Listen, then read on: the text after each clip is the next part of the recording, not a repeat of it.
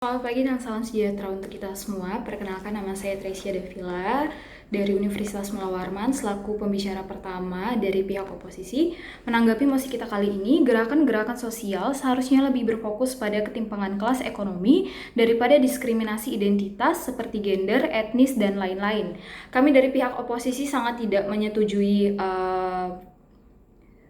mosi kita kali ini karena yang pertama, kami sangat menyetujui apabila pihak pemerintah mengatakan gerakan sosial dalam bentuk petisi, demonstrasi, advokasi, dan literasi pada berbagai komunitas merupakan model efektif untuk mengubah kebijakan publik. Nah, di sini kami sangat tidak setuju apabila status quo yang sudah nyata-nyata menjadi model efektif untuk mengubah kebijakan publik menjadi menganaktirikan isu-isu tertentu seperti pihak pemerintah hanya mengatakan kita akan berfokus pada ketimpangan kelas ekonomi daripada diskriminasi identitas. Di sini yang kami maksud adalah kami bertujuan untuk menyamaratakan gerakan sosial ini bisa berfokus pada ketimpangan kelas ekonomi maupun diskriminasi identitas dan isu-isu yang berkembang di masyarakat yang lainnya, sehingga bisa menyelesaikan banyak sekali kasus-kasus yang berkaitan dengan isu-isu tersebut. Jadi di sini kami tidak setuju apabila pemerintah mengatakan kita harus berfokus pada ketimpangan kelas ekonomi daripada diskriminasi identitas.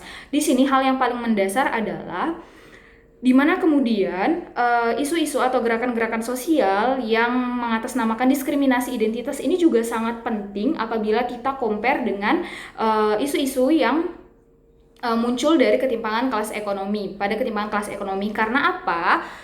Kegiatan atau dampak pada gerakan-gerakan isu tersebut sama-sama memiliki dampak yang luas dan sama-sama berdampak pada jumlah atau komunitas-komunitas yang sama besarnya. Misalkan kita ambil contoh, ketimpangan kelas ekonomi memang sangat banyak ada di Indonesia. Namun tidak bisa kita pungkiri bahwa ketimpangan diskriminasi identitas yang ada di Indonesia yang berkaitan dengan gender, etnis, dan lain-lain itu juga banyak di Indonesia. Oleh karena itu kami sangat setuju apabila gerakan sosial ini bisa membawa pengaruh entah pada ketimpangan kelas ekonomi ataupun dari diskriminasi identitas. Kami tidak akan memfokuskan pada salah satu isu saja. Di sini poin justifikasi kami yang pertama adalah mengapa kemudian kita harus berfokus pada kedua sisi isu yang diangkat. Karena yang pertama, isu-isu yang berkaitan dengan diskriminasi identitas seperti gender, etnis, dan lain-lain memiliki korban yang sangat banyak, tidak kalah banyak dengan ketimpangan kelas ekonomi. Gerakannya pun bersifat masif dan meluas. Salah satu contohnya adalah seperti yang sudah dikatakan dari pihak pemerintah adalah bentuk kekejaman dari Black Lives Matter, di mana para orang-orang kulit hitam di sana banyak sekali yang mengalami ketimpangan sosial. Misalnya mereka dikucilkan dari masyarakat, mereka bahkan dibunuh.